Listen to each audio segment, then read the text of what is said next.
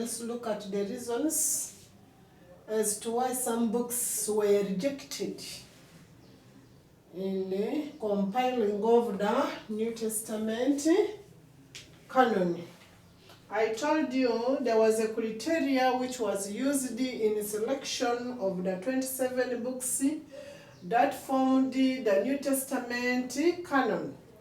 Of course, there were a lot of books which were put into writing. Time came whereby they had a method of selecting those ones which were good, and of course some were bad. I would not say bad as such.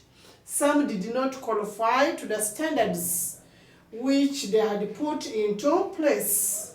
One of the reasons which they had to put on ground was the book that contradicted with the Old Testament scriptures were rejected there. And then another one, it was if that book was, the writer was not inspired by the Holy Spirit, those books were also denied, or they were also rejected to be among the 27 books which they considered. Another reason was if it did not show Jesus as a central figure, majorly talking about Jesus as the core, as the key part of the such books were also denied. Then if the author of the book was not clear, those books were refused there and then. More to that, if the author was not a close associate of the apostle, maybe someone might have wrote his own information without the help of an apostle, those kind of books were rejected because there was a council which had to sit down and read each and everything. The author, who was the author, what those kind of criteria were followed up in selecting of books.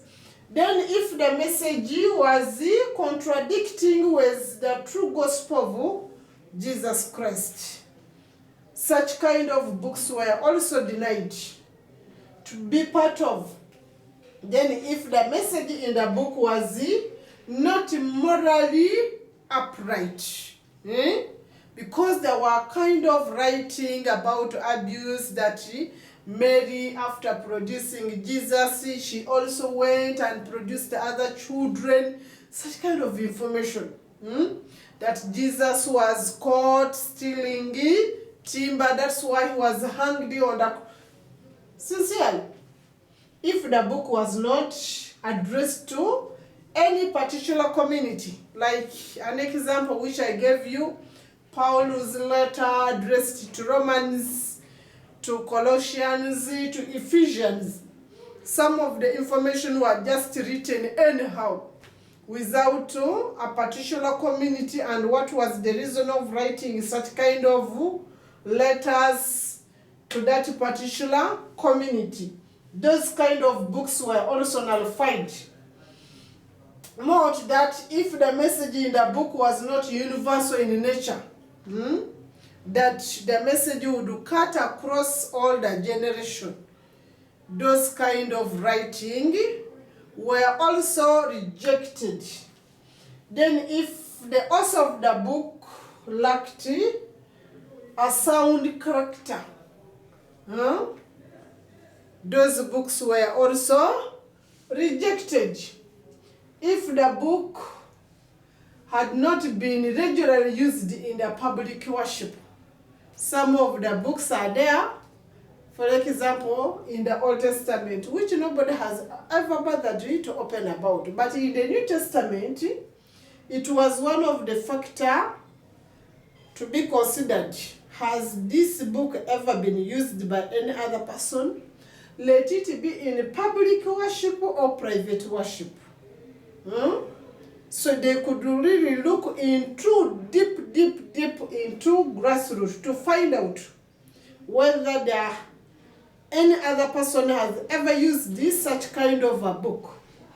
Then if the message in the book contradicted with the New Testament other books, those books were also disqualified, because there were some books which had already been selected, and here they could sit down and read. If the message is contradicting with the one which they have already selected, that book was disqualified. Then if the book was not written during the apostolic period, that is between 33 AD to 100 AD, they could look at the period of time when the author wrote that book in order to emerge it among the qualified books. If the book lacked apostolic doctrine, like the baptism, like the breaking of the bread, and the taking of the wine, that is Lord's Supper, does it contain some of those doctrines? The doctrines of the Trinity? If not, that book was rejected. There and then if the book lacked the message of the Kenyigima, the content of the Kenyigima, right from the conception of Jesus into Mary's womb by the powers of the Holy Spirit up to the end, those criteria were considered very much. What does it contain? More to that. Thank you.